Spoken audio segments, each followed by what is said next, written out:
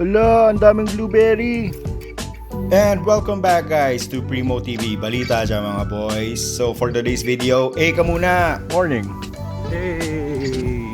At dahil nga patapos na yung buwan ng July, magsisimula na naman ng August, meaning to say, babalik na tayo ng school. At syempre, bago tayo bumalik na school, kailangan na natin i-prepare yung mga documents na ipapasa natin para ma-certify tayo. So dito, galing sa bahay, papunta ako ng train station. Mga 3 stations lang naman away from our house yung pupuntahan natin, no?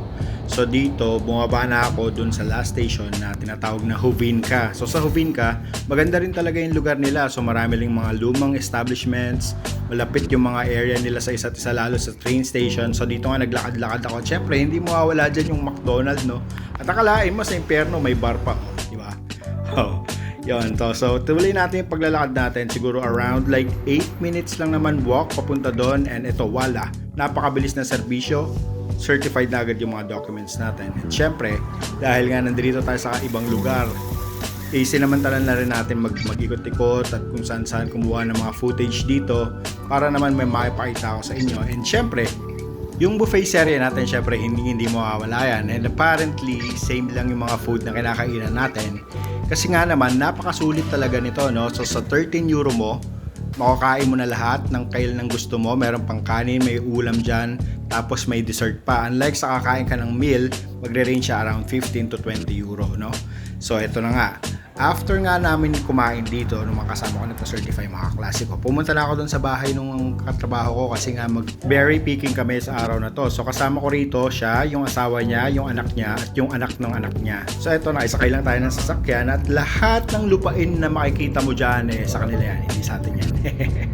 Masyadong mahal ang lupain dito. So siguro nag-drive kami for around like 30 minutes para mapuntahan namin yung forest na yon.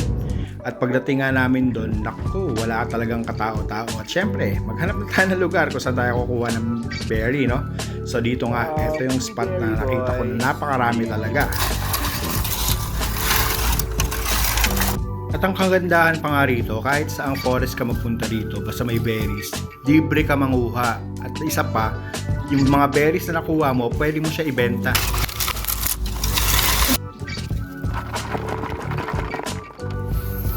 Blueberry. Para siyang lasang kamyas na may pagka-aratiris. Sa Pilipinas, ang mahal-mahal nito. Maasim-asim siya. Sa paghahanap natin ng blueberry maganda-ganda, baka ma-wrong turn pa tayo dito. Tingnan nyo. Oh. Ilog na yan, oh. Lake na yan, yung kasunod dyan.